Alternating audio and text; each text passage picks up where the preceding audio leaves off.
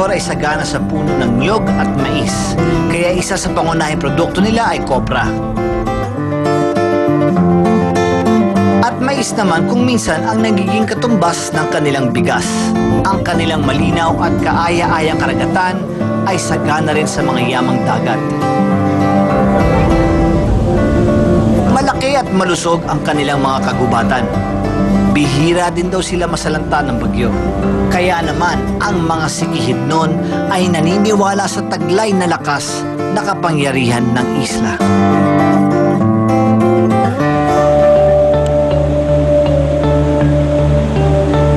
Napakapayapa at napakalinis ng tatlong magkakasunod na falls na ito.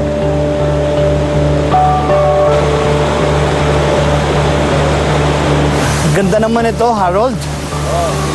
Kambugahay. 3 layers ito. Ayon sa kwento ng mga taga rito, ang falls o talon na ito ay mga taong isinumpa. 3 silang magkakapatid na babae. Lahat sila ay may taglay na ganda. Ngunit salat naman sila sa ganda ng kalooban. Minsan, dumating ang isang diwata na nagpanggap na pulubi at humingi ng tulong sa magkakapatid. Ngunit di nila ito pinansin at ipinagtabuyan pa. Sa galit ng diwata, isinumpa niya ang magkakapatid. Nahulog sila sa gilid ng gulod, kaya't pinaniniwalaan na ang 3 talon na ito ay ang 3 magkakapatid na babae. So ito yung sinasabi mo na bago mag-healing, ito muna yung cleansing. Cleansing. Dito muna, so kailangan maligo ka rito or maghilamos ka or magganon. Subukan natin to. Pwede akong tumuloy dyan, pero magtatanggal pa ako ng ano ko, sapatos ko. Dali ah.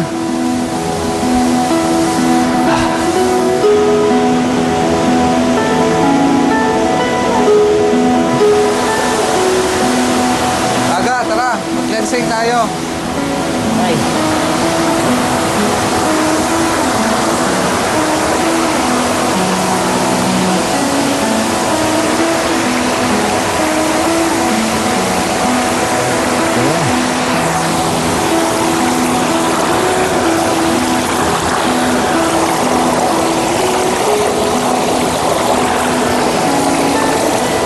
Sarap.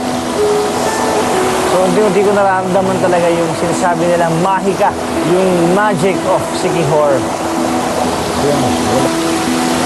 Ano, Harold? Nararamdaman mo na? Meron, di ba? Parang meron. Naniniwala ka na ngayon. I can't blame you kasi sinasabi naman nila nasa sa tao talaga yan. But sabi ko nga, there's no harm in trying. Di ba? Nothing to lose. Hindi man totoo. At least nakita mo yung kagandahan nito at refreshing siya. Di ba? Ayos!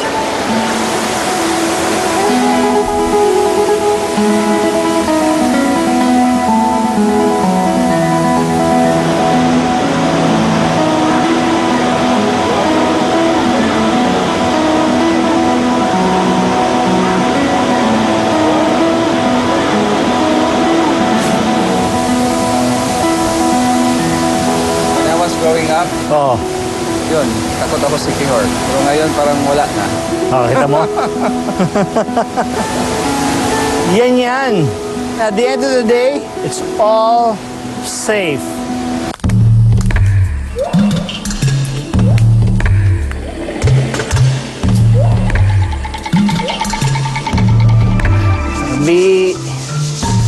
Tabi.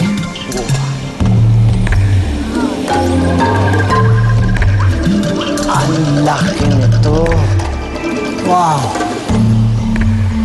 Makalaking balete nito. Ito, ang tinatawag na talagang matanda ng balete. Gusto ko makita yung harapan nito.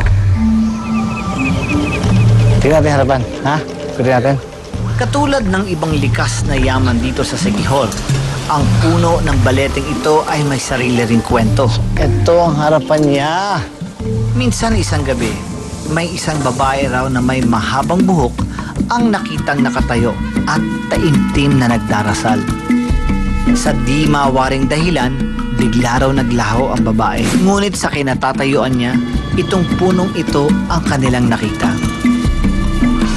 Sa laki ng malalalim na ugat ng puno, Di nakapagtatakang nakapagbigay daan ito sa spring water na siyang nagbibigay buhay sa mga taga rito.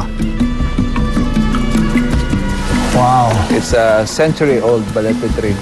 ang ganda Ang laki nito, ang tanda na talaga nito. Sabi nila, 18 katao daw. Ito? Ngayon, pinaniniwala ang tahanan na ito ng iba't ibang klaseng espiritu at mga lamang lupa. Wow, ganda. Thank you. Ganda ito experience ito. Tara na. Parang paganda na paganda itong mga pinupuntahan natin kung ano yung mga nakikita natin. Ano naman kaya susunod?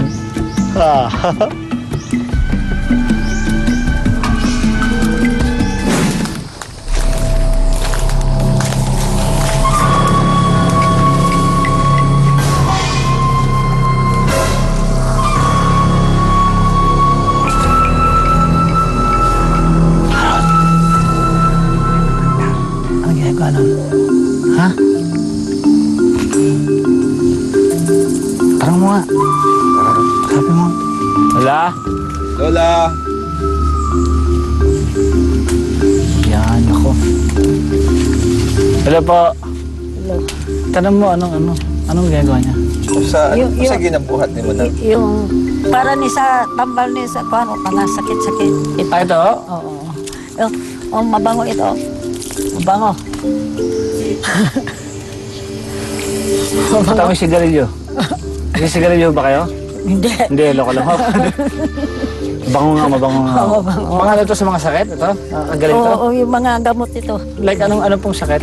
Iba-iba. May halos sa ibang mga halaman. Halaman mo. Tapos, ito pong nga to. Meron din to? Ito mga to? Lahat-lahat na yung mga damo dito, yung mga tanim, opo, mga opo. pang medicine. Iya, Ano yung kinukuluan po yan? Pinapakuluan? Hindi na. Hindi, yung mga roots sa sapon, kanang lana. Sab, ilaga, wala na. Hindi na ilaga. Wala namang laga yan. Hindi na ilaga o iba. Ano yung sa sakit ng trangkaso o sakit sa tiyan o kung ano masakit kahit ano sakit sa katawan? Iba-iba ang sakit. Iba-iba ang sakit po? Yung whole leaves. Lips, ilagay lang. Sa tiyan. Oo. Tapos, obayanan Yung, ba? yung mayroong sakit. May effect na yan. Oo. Pero katong sa, hindi para rin ito pa, ilagay ng baga. Kalayo, sunugon, patok, aso. Para paalis yung mga bad spirit. Wow! Tapos hindi ho pwedeng gulayin yan. Ay, hindi ito magulang. Sabihin, lahat po ng nandito nakatanim, pwedeng gamitin po yan? O pwede, maraming tanim ng mga gagamit. Sa pa ba yung mga ano dyan? Ito. Ano mga dahon? Yung ito, sa halo sa mga Ito mga ganito. ganito. Ako naniniwala talaga ako sa ganito kasi di ba sa Chinese nga sinasabi din mga roots, yung mga ganyan na ginagamit, kinukuluan o ganun. Kaya sa atin, meron din yan. Ibig sabihin sa buong mundo yun, ganun dapat talaga. So ano pong iba? Dito, meron pa ba dito? Sana ba makasubo kami minsan yan, ano? Ay, iwan na ito. Ha? Hindi man Uy, dadali ko na po. Akin na lang. Akin na lang po. Okay lang? Okay. Ay, salamat po, Maraming salamat. Maraming salamat. Ingat po kayo, Salamat po. Salamat. Alam mo aga, yung mga plants dito, potent yun. Sa Sikihor, Dito, Lahat. lahat. Kaya nagagamit pang gamot-gamot talaga yan, no? Nandito lahat, Galing kasi mo si Lola.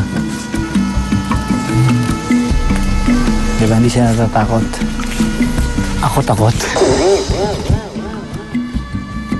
Ang layo na ng aming nalakbay, pero hindi ko pa rin natatagpuan ang agimat na hinahanap ko. Tapos kasi may kinikwento sa akin na meron daw ditong dati may nagbumulto-multo raw. Oo. Totoo. Yun. Talaga. Talaga? Talaga may nagmumulto.